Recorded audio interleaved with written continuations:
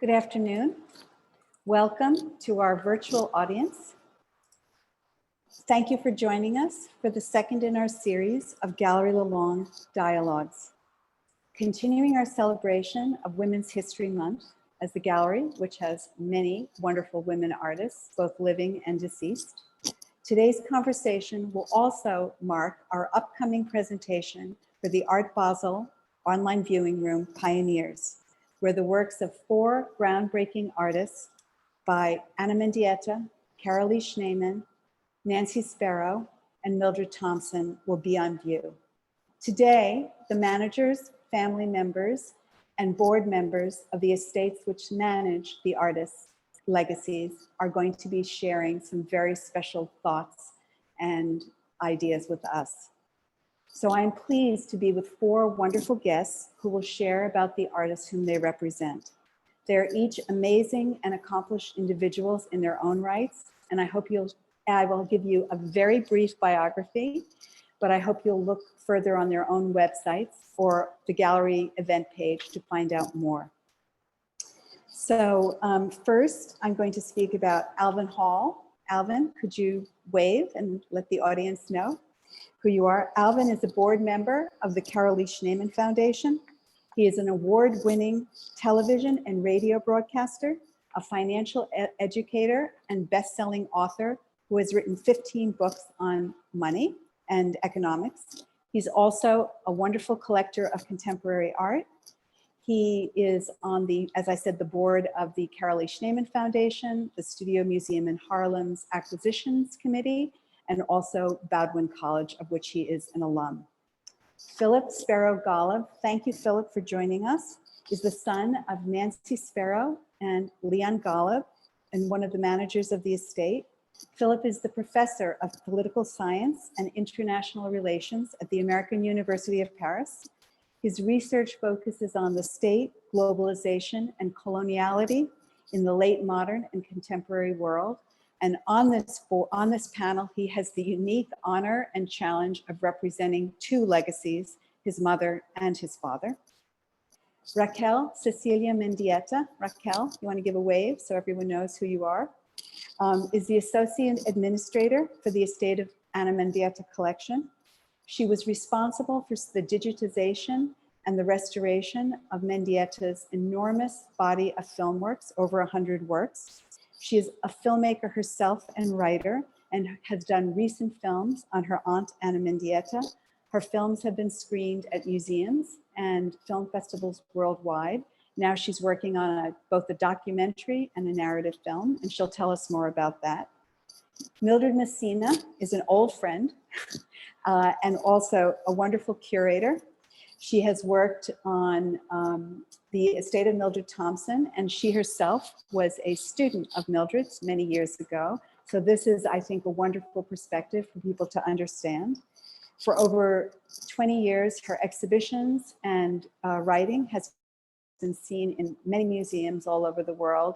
And one of her more recent exhibitions received a huge press and did groundbreaking work on abstract, multi-generational women artists of the diaspora, and that was called Magnetic Fields, of which Mildred was one of the stars.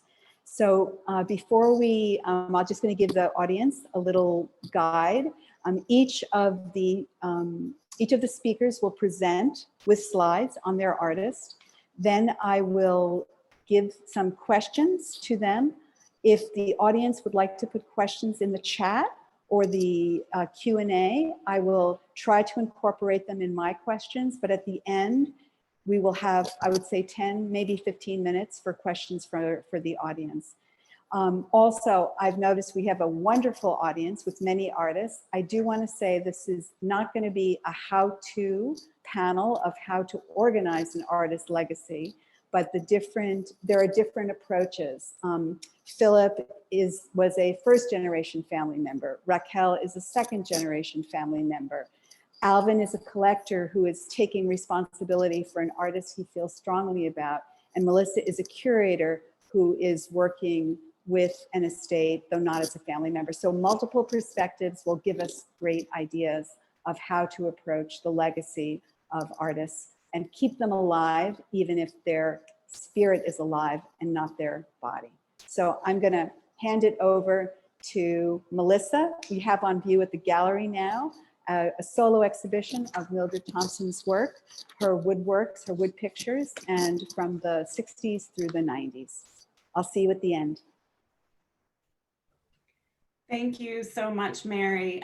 Thank you for that really generous introduction. Of course, having the opportunity to share Mildred's work with the world is an honor and the privilege of my life. She was an incredible inspiration to me as a professor, and as an artist and as a human being. So I take this work very, very seriously, and also to thank you for all the work that you do to bring her work, as well as other female artists who perhaps were not given the attention they were due in their lifetime, they're due now. And also to thank Donna Jackson, who was Mildred's partner for almost 18 years, who's the executor of the estate, and who is my boss. Has hired me to do this work for the past, I guess, 7 or so years. I only have 5 minutes, but I did want to sort of give maybe a few biographical details about Mildred and talk generally about what inspired her work, because I feel of the 4 artists, she is probably the least known. Mildred Thompson was born in Jacksonville, Florida in 1936. She attended Howard University. She studied printmaking at Hamburg, in Hamburg thereafter, went to Skowhegan, McDowell, spent some time in the Lower East Side in the early 60s. And in fact, that's where she began her wood pictures, which are on view at Galerie Lelong now, but felt sort of freer to pursue her work in Germany. And so spent about 10 years there from the mid 60s to 70s, making her work, showing her work, returned to the United States in the mid 70s as an artist in resident in a community called Ybor City in Tampa through an NEA grant, was an artist in resident at Howard, where she had an exhibition, spent some time in Washington, DC, before returning back to Europe, this time for Paris in the early and mid 1980s. She did spend the last about 20 years of her life in Atlanta. She passed away in 2003. That's where I met her. She was a professor at the Atlanta College of Art. And at that time, she had an incredible studio.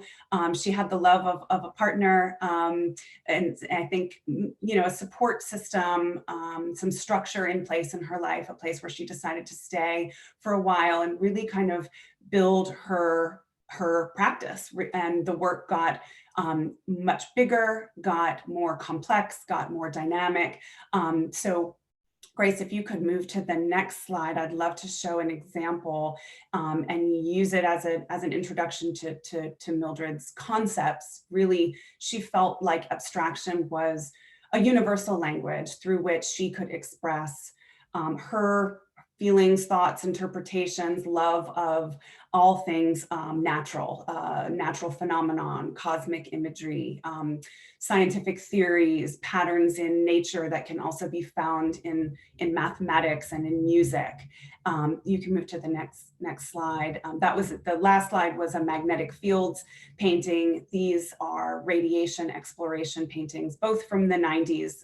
Magnetic fields preceded these, which were shown at Galerie Lelong in Mildred's first New York solo exhibition ever.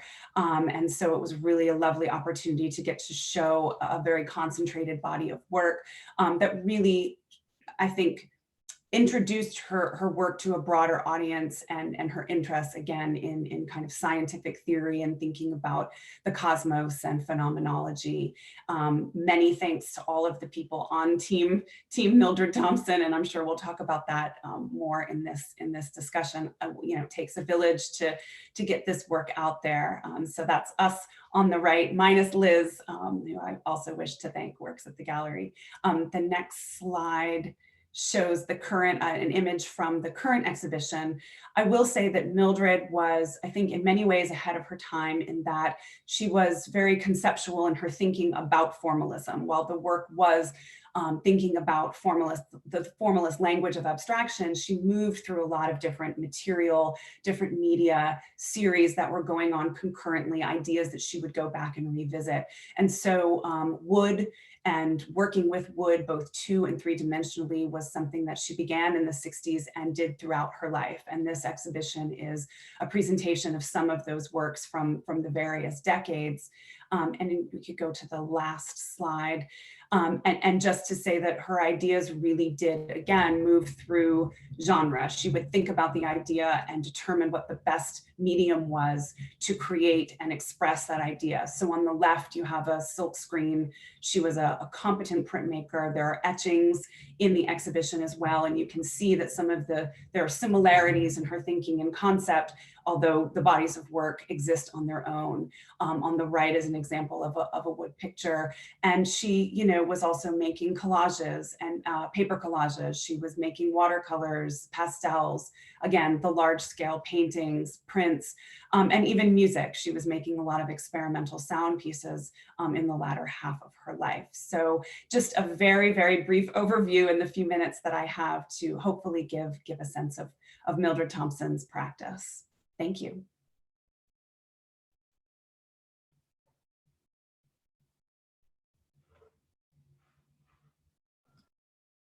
Hi, I'm back for just a minute.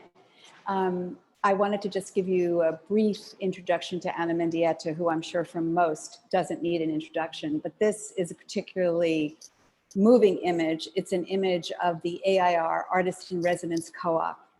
And you can see Anna in the front, who was sponsored by Nancy Spero. In the back, you can see her with her glasses on the top of her head and her arms folded, along with a number of other wonderful artists, Dottie Addy, Daria Dorash, Donna Byers, and many others who I can't remember all their names.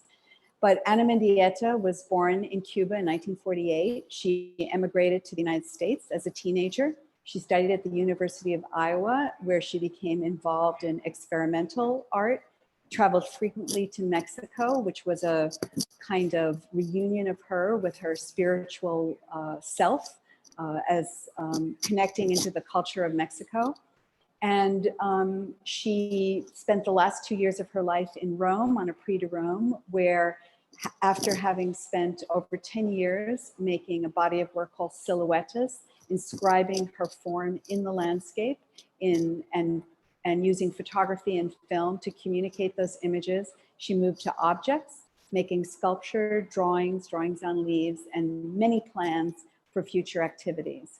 So now I'm going to hand it over to Raquel to tell you more about Anna.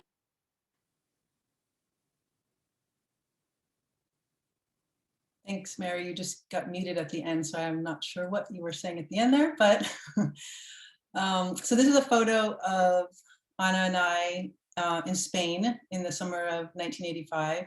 She was on her honeymoon and I was vacationing with my grandmother, and she came down to stay with us for a few days, and we got to see the surrounding areas. We were in the south of Spain. So I thought that was a nice photo. That's one of my favorite photos actually of us, because I actually look more like myself rather than the other pictures where I'm a child.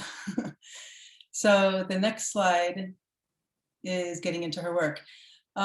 So the estate was really started by my mother, who, after Anna died, she had all of this work, and she knew that what she had to do was to let people see the work. So our intention as the estate has always been to share Anna's work with the world. How do we do that? How do we share these images, this work? And my mother, found Mary. It was a beautiful story where the two of them met. She had been interviewing different people at galleries and was looking for the perfect fit. And Mary, I'll have to have you come back and tell the story later, because it's just, only Mary can tell it. It's very funny. So it was just meant to be. It was one of those moments that was meant to be. And they knew that they were going to go on this journey together. So they did, and they started to share Anna's work with the world. And I was pulled in probably in 2005, I want to say, when they were, maybe it was before that, we were getting ready to do the Earth Body show, and Olga Visa wanted to digitally restore some of the film works. And since I'm a filmmaker, it was a logical choice to ask me to get involved with that process. So that was my kind of introduction into handling the works and, seeing what the works were. It wasn't like I grew up with them. Anna's life was kind of separate from ours in that sense. It wasn't like we were going to art shows or anything like that as children. So my first real introduction to them was, through my mother and what she was doing after Anna's death. So when my mother became ill, she wasn't able to really to do the work. And so I thought I was going to temporarily step into her shoes and, just kind of do what she was doing. And then it became apparent that she wasn't able to really continue with it. And so it was just kind of a natural progression, kind of in the way that my mother and my aunt shared this connection as sisters, where one would sometimes be there for the other.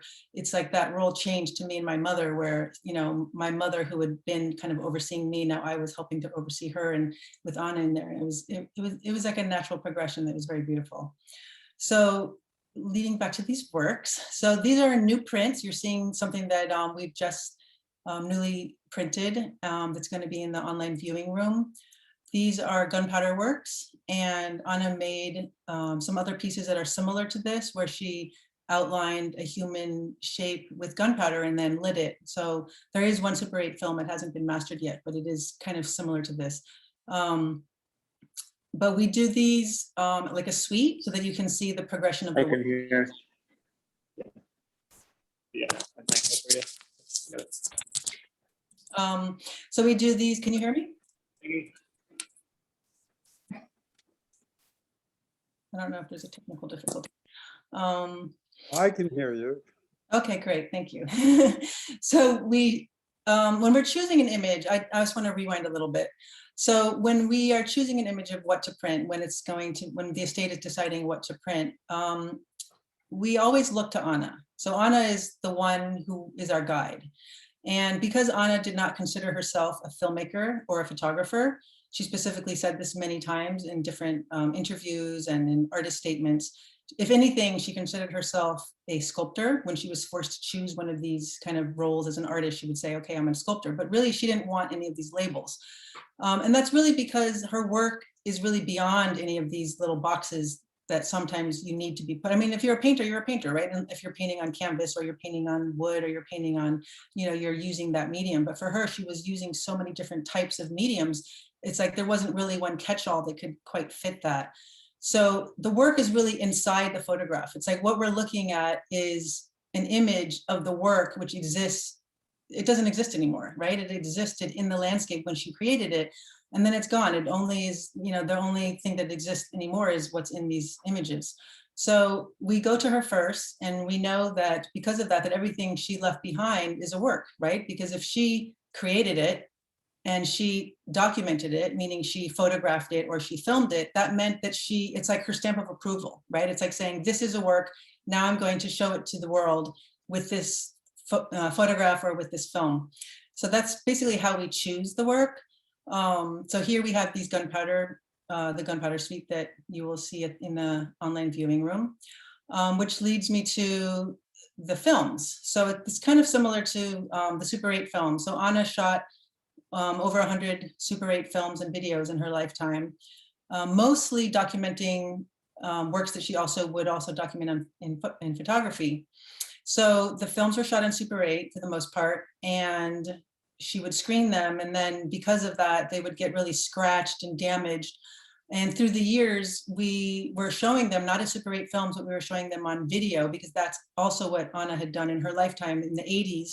When she moved to New York and she was trying to show her works on Super 8, everyone was, showing things on video. So of course she did that as well. Like she was doing what other people were doing. It wasn't about the medium. It was about how to get people to see the work. So at that time it was 3/4 inch, sometimes beta, I think, and a reel to reel. And so with the Super 8, when we started looking around to see what other artists were doing and how people were sharing the Super 8s, it was being done digitally.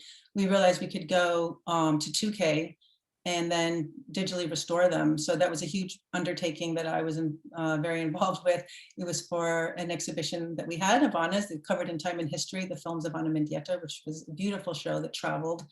And there's many films, such as this one, Flower Person, Flower Body, that she also would photograph. So that leads me to this photograph that we also printed, I think last year or maybe the year before. This slide, actually, we just found it. My uncle in Iowa, he texted me this cryptic message like, I have something for you. And I was kind of nervous, like, what is it? And it came out that he had found all these boxes of slides of Anna's that were just hidden, tucked away in this box.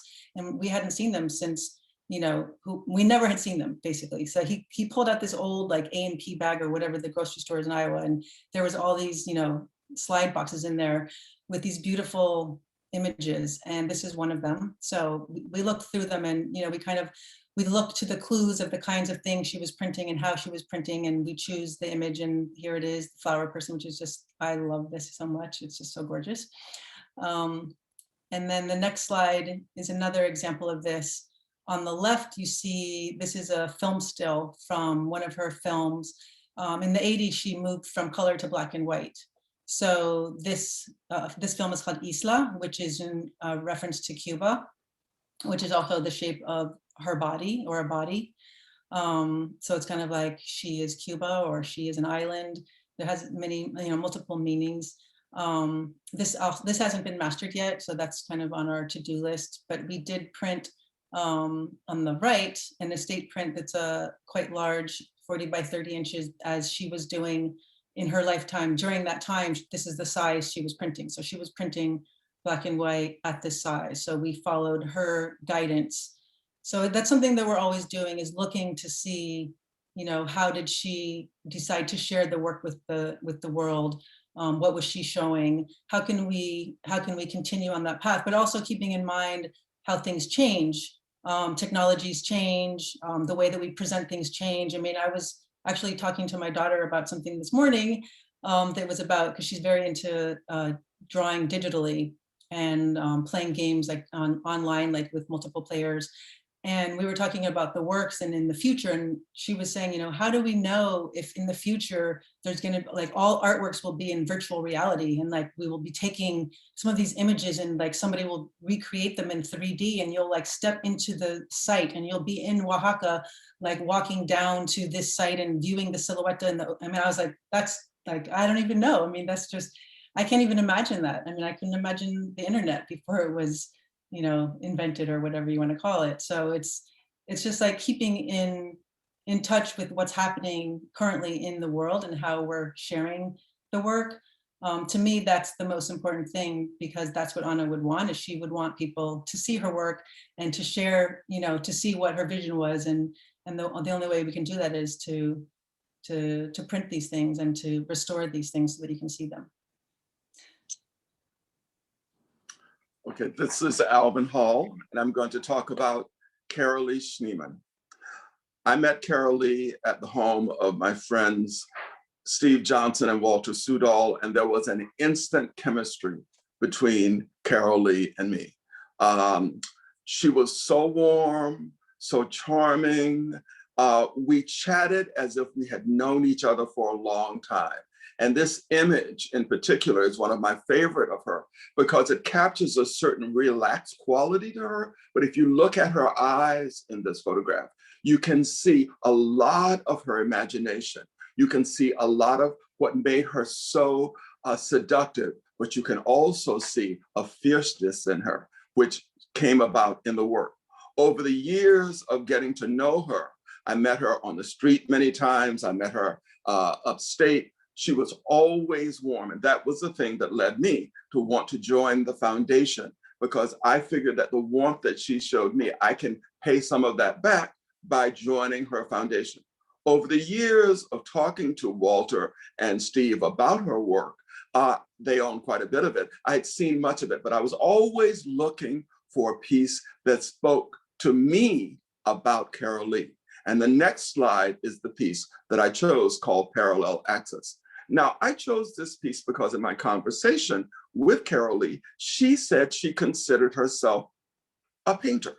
However, most of us know her as a performance artist, at the great performances she created over the years, including Meet Joy, Interior Scroll, all of those. But I wanted a work that was about Carolee, what she thought of herself. And in this work, we can see it's a landscape. It's on the rails behind her house. And one of the things she said to me, and it's when one of her essays that she wrote, she said, my need has been to occupy a place of visual simultaneities. So she needed to be in multiple places at one time. And this photograph, this print does exactly that. It's made up of 4 silver gelatin photographs. And I love the perspective of the railroad going into the background, her body arching over it, and then the kaleidoscopic aspect of this particular image. I think because she considered herself a painter, and she talked about painting landscapes, how she was there during the times the weather changed, the wind changed, and here she uses her body to change our point of view, our perspective about the landscape. I think this is a beautiful image. How much did I love this image? I loved it enough so that I'm on the advisory council of the Bowdoin College Art Museum. When I found this print, I also encouraged the museum to buy it, which they did. The next print, please. This is a work that I also love. It is called Up to and Including Her Limits. In this work, Carolee put herself into a tree surgeon's harness, which you can see on the right. I love how her arms extend like a dancer in this photograph, the arch of her legs, the turn of her head, how it holds again, and the landscape is in the background. And what she did, she would then lay down large pieces of paper on the walls in the corner, and then using this harness, she would raise and lower herself with pieces of colored chalk in her hand, and that would become the residue of her movement. This work, she says, is a direct reaction, a direct response to the full body work of Jackson Pollock. How when he was doing those large abstract paintings, he would use his entire body to create that. She wanted to use her body in a similar way. And what we have on the left is an image of what the work became over a period of time. She performed this work 9 times, I think starting in 1973. And as she performed this work, more and more marks accumulated on this corner piece of paper. And if you look at the background of the photograph and the marks on the wall, I love the similarity between this. I will tell you something that I think is also very revealing. I came to this work through the work of another artist.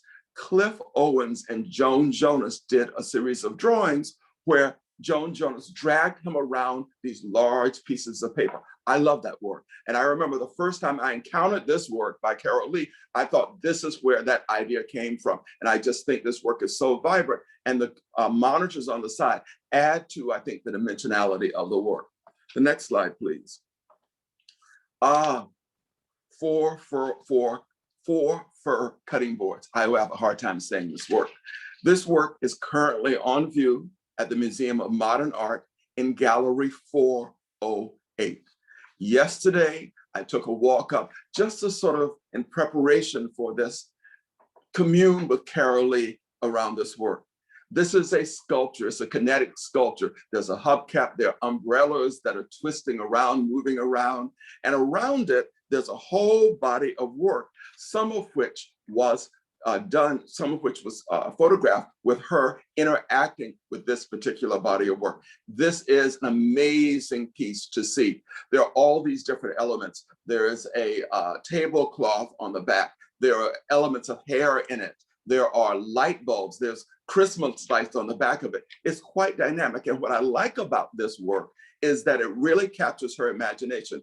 And she says it expresses what's called a double knowledge. And that double knowledge is Carolee as the creator of the sculpture, but Carolee also as a participant in it when she would use it as the base for performances. I strongly encourage you, if you're in New York City or you want to go on the Museum of Modern Art site, to look at this work and the photographs that are around it, which show her interacting with it. In one of the photographs, she is lying naked. There's some artificial snakes on top of her and her body is painted. And in one of my favorite photographs, she's holding up shards of broken glass, but the photograph itself is cut. so that it echoes the shards of broken glass, giving her face a multi-dimensional quality. Again, she's occupying many spaces at the same time, and she's also bringing her work, considering herself a painter, out of that sort of flat medium, if you will, and occupying more and more space with greater strength, more confidence, and also showing that she has agency over her body.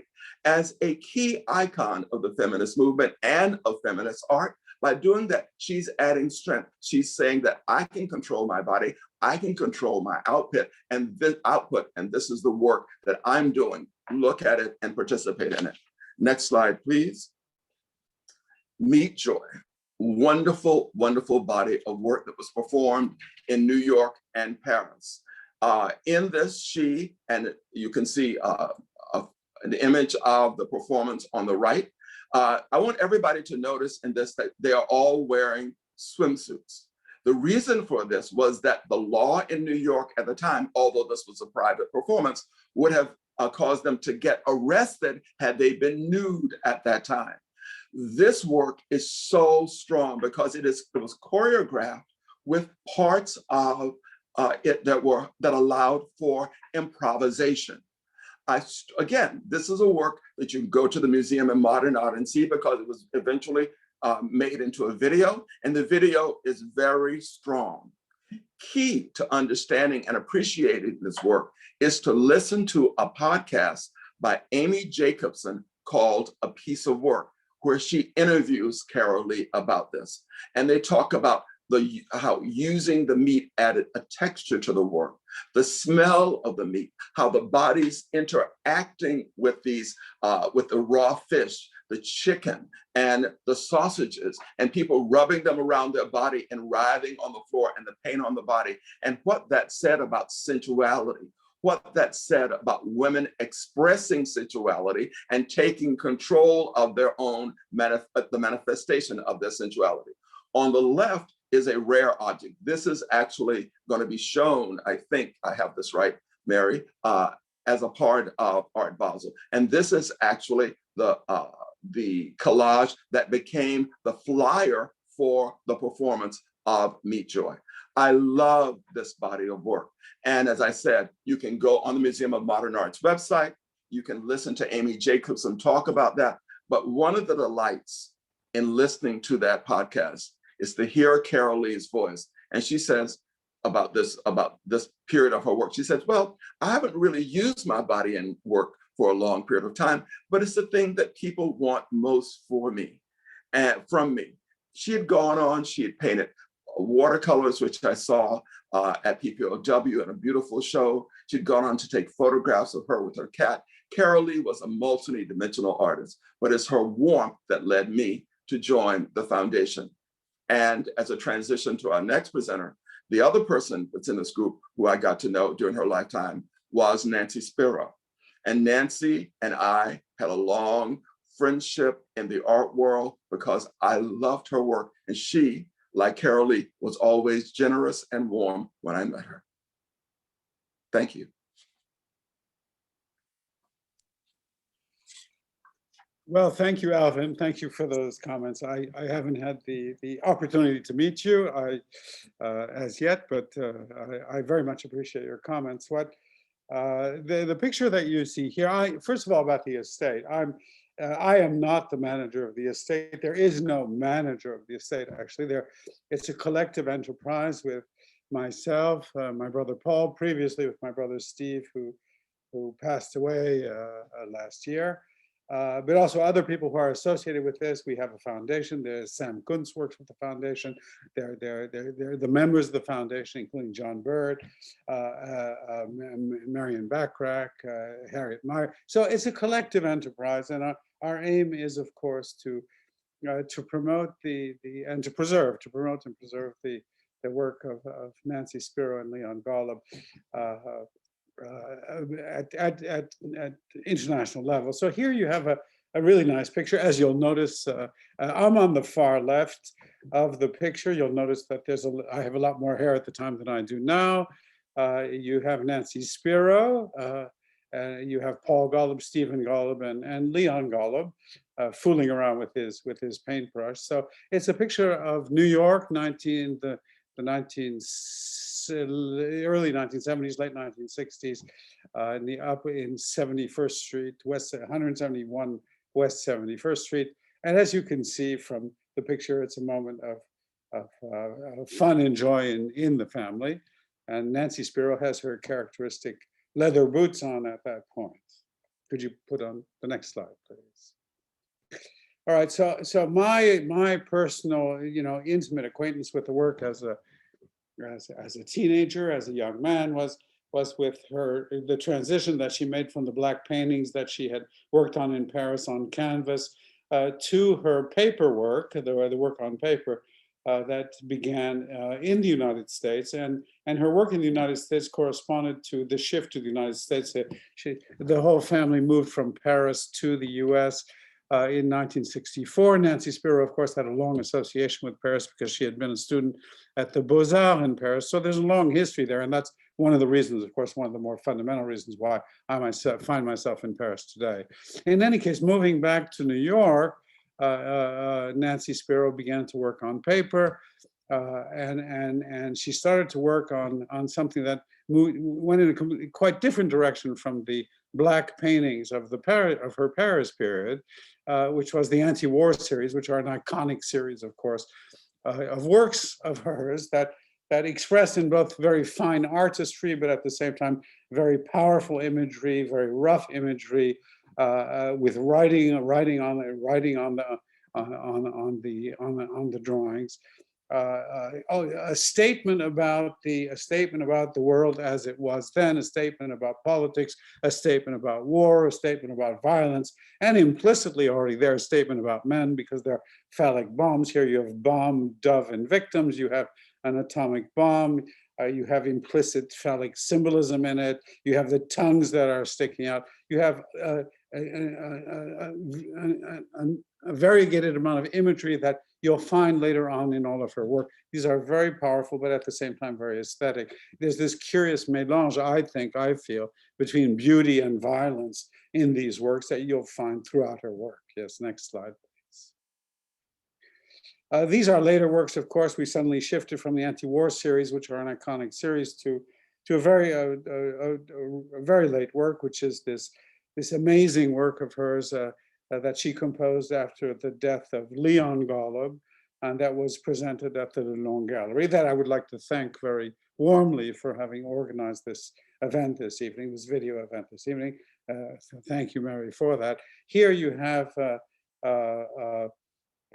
Mourning, Cri du Cœur, which is a representation throughout the floor of the entire gallery of a procession of mourning women founded on Egyptian imagery, ancient Egyptian imagery of mourning women in the context of bereavement, in the context of the loss of, and in this case, it was the loss of Leon Golub. It's an astonishingly, at the same time, for me, heartrending and beautiful work that the Lelong Gallery was the first to present, actually. Next slide, please.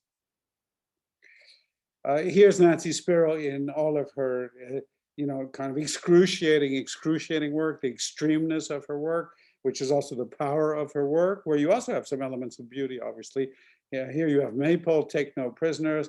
You have these heads that are floating down, these severed heads, bloodied heads that are floating down from a maypole, which should have, that was presented in all kinds of different places. In Mexico City, it was presented in New York at PS1.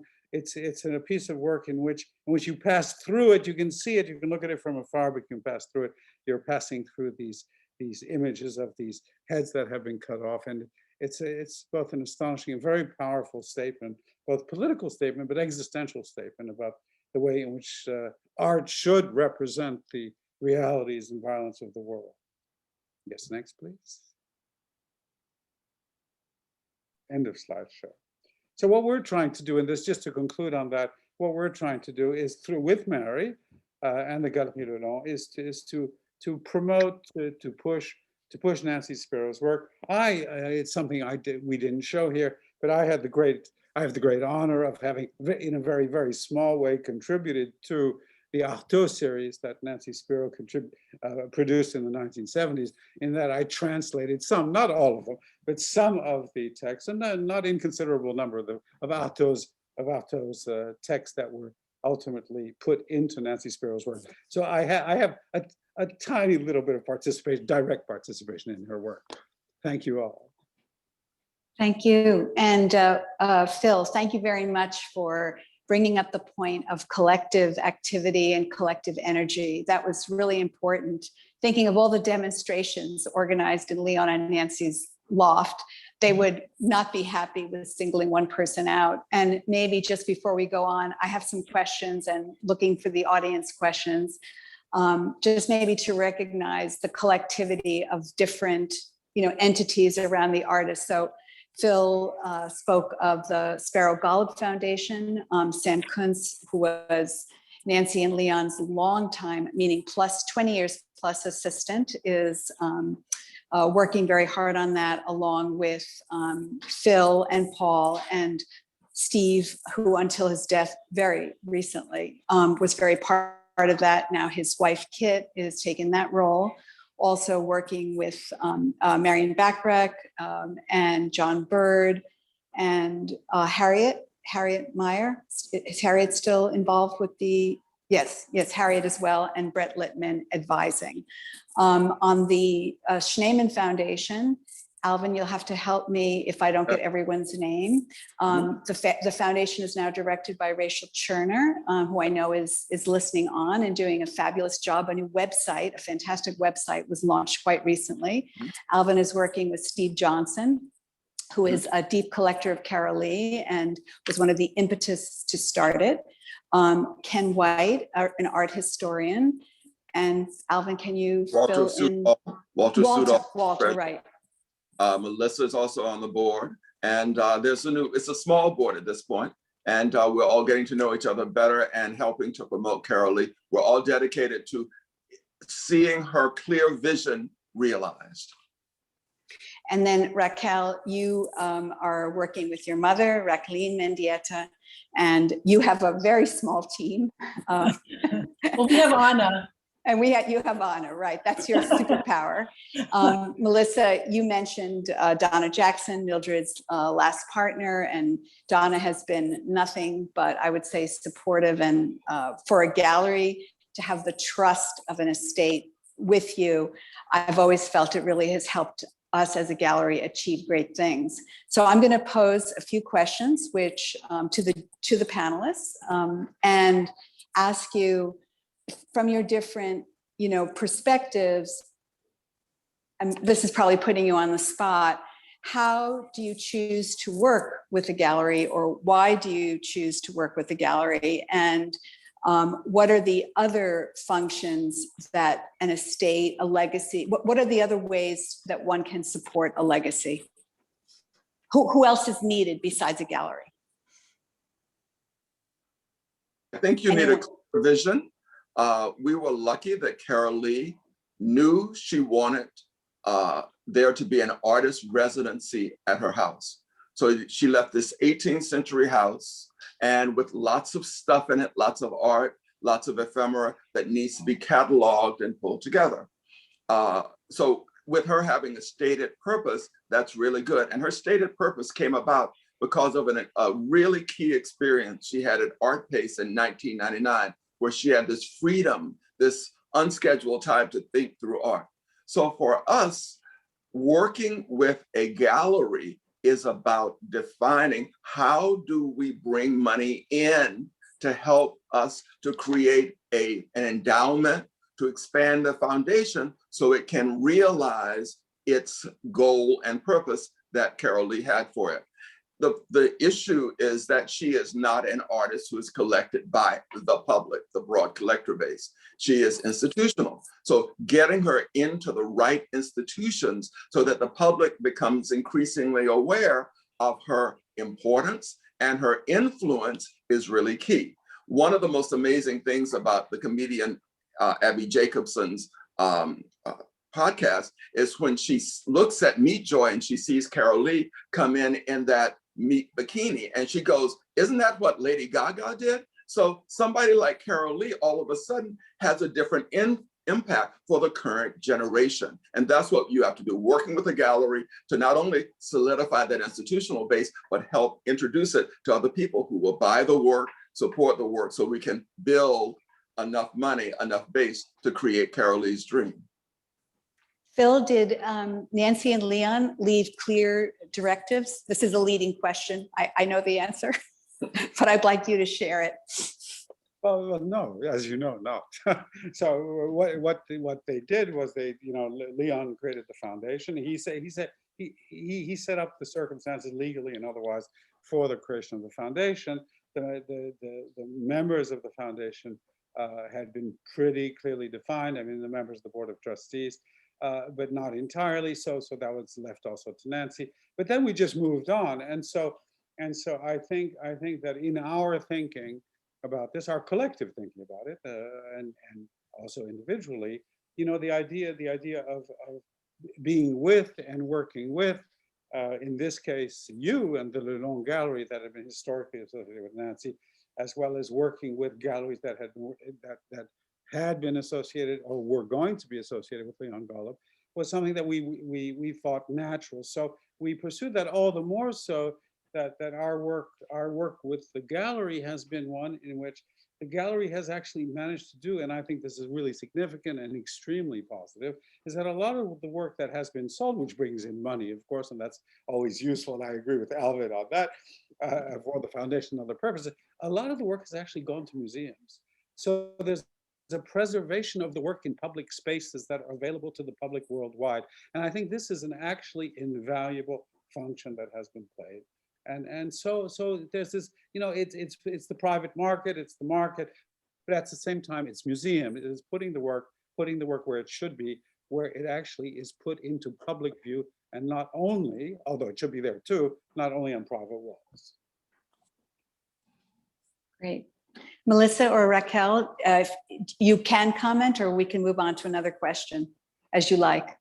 I'm happy to piggyback on what Alvin and Philip said. I mean, obviously having a gallery brings incredible resources, and to preserve a legacy requires considerable resources, from storing the work to conserving the work to, I think now with social media and on these professional cameras on our phones, it's a little easier to document the work, but there are still tools and the time required to do all of that. And so I think every artist needs, in many ways, an advocate that can, and that's what I was trying to do for Mildred for many years, in whatever capacity and platform I had. And of course, I was running a university exhibition program on 3 continents while I was trying to get Mildred's work out there in my spare time.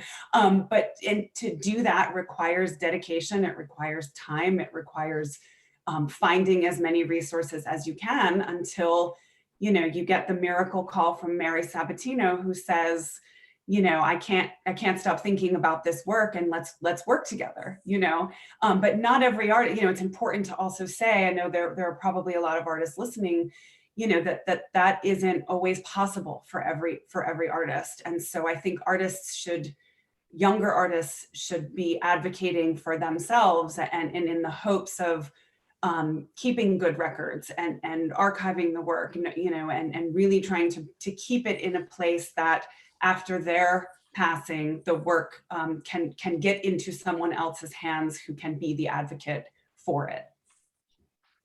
And I want to add to that as well, that, for us, there are similarities as far as what the gallery can do, but also there's differences in that, because we are a family, essentially we're Anna's family, it's like we're looking for the gallery, like Mary is really like a partner, like a collaborator, that we are coming to her and saying, hey, we have this idea, what do you think of this? And then we kind of bounce the ideas around and then come up with a plan for how we're going to show the work, or what we should show next, why we should show it, how is it relevant to what's happening in the world or in the art world, or whatever the case may be. So those are all decisions that are made with the gallery that are so important, aside from things that, all the projects that we, I mean, there's always an Anna project. I mean, Mary can attest to that. You know, there's always Multiple Anna projects. you know, it's like Anna was, you know, she didn't live that long, but she created so many works and she left so many projects for us, just because I think partially because of the medium she was using with photography and in film, that there was a lot of work to be done as far as restoration and archival. She kept everything. So we have everything of hers, from every letter she sent, because she would make a copy of it, to every letter received, to like a matchbook, to a scribble on a piece of paper, to like a lock of hair. I mean, just crazy things that she saved, because she actually did say that one day she wanted to have an Anna museum, like of curiosities. So who knows, it could happen, you know? So, so I mean, I feel like the gallery is important for multiple reasons. Thank you. So I'm going to combine two questions from the audience, since we're, well, we can run over time for a little bit and people can leave as they like, but I'm combining two questions, which is, one question was, did the artist leave explicit instructions for how their work should be handled, shown, presented? And how does one strike a balance between, let's say, work that was done in 1975 or a long time ago, or Melissa, in terms of, you know, 1964, with, let's say, the demands of contemporary life, or the differences between how people perceive work now, or what they need? Like, how do you strike that balance? What do you do so that it's not relics, but it's relevant to life today? I don't know if that was directed to me, but just to say, I think, you know, and Mary, you and I talk about this all the time, is that contextualizing is so important. And I think when you can get the first person account from an artist, of course, that is the most helpful. In our situation, obviously, I knew Mildred for many years, and I have Donna, who can, if I'm not certain of the answer when I ask myself, what would Mildred want to do in this situation, I also, of course, have Donna's input, which is incredibly helpful. But I also think it's about, as Raquel was mentioning earlier, it's thinking about the historic nature of the work in the contemporary context as well. Luckily, for all of us, art history is broadening, right? Where we're thinking about, of course, in Mildred's case, we're looking at American abstraction and opening up those narratives. So it isn't just a white male narrative, that who else was making this work and pushing it forward. So I think it's very much about context, and I'm happy to see that there are so many different platforms as of late where Mildred's work is being contextualized. But again, I do think whenever there is a question, it's very helpful to have input from the artist and or someone who knew the artist so intimately that you can confidently answer, you know, what would they do in this situation if they were here? And if you can't, then you, in my opinion, and Raquel, you said that the same, you have to think, you know, give your best, you know, respectful, educated guess of what they would want based on how they lived their life, or what their philosophies were, what their concepts were. Right, like we're always going to her artist statements, to previous shows she had, to the work she did print, to the film she did show. Like we're always looking to her first. We always say, what would Anna do? You know, so we look through the archives, we look through all of that first, and we use that kind of like as the guide, and then from there we put it into context, like you're saying. Phil, I wanted to ask you, since you have the responsibility of two, I mean, Leon and Nancy both left an enormous body of work, right? Enormous. They were enormous in so many ways in their influence, but the sheer number of works was, for both of them, quite overwhelming. How do you deal with that? And you're also a professor and you have a family. I mean, what are the challenges, and are there things that you learn from working with Leon's work that help you with Nancy and vice versa, or are they two separate issues? Well, I mean, you know, it's not only me, again, it's a team of Right. people. It's a group of people. Had it not been that, it would have been entirely overwhelming, actually, you know, I mean, so the fact that there was Steve, there was Paul, there there was the foundation, the various members of the foundation, Sam's advice. There were all kinds of things that enter into the constitution of whatever we're doing. We don't actually have an active agenda in the sense that we say we're going to, I feel when I hear Raquel speaking about this, I say, wow, there's actually an agenda there, looking back, looking forward, actually organizing things. I'm not involved in that kind of way. I am involved in certain kinds of strategic thinking about it, trying to advance our ideas, to advance foundation projects on both artists, and to ensure their, I don't have to do this because, the relevance of their work today seems to me, but I'm of course biased, seems to be perfectly obvious, in terms of the world today, but that being said, not only in the art world, in terms of art history, in terms of the politics of the world, in terms of what it means for us, reading the world, reflecting the world towards us. But so we try to get it out there with you, with other galleries, Leon's gallery. So we try to organize things in such a way, to promote things in such a way as to make it as present as possible, and to make it part of a discussion, contemporary discussion that is linked, of course, with the past, with the present, and possibly with the future. So in that sense, it's a great responsibility on the one hand.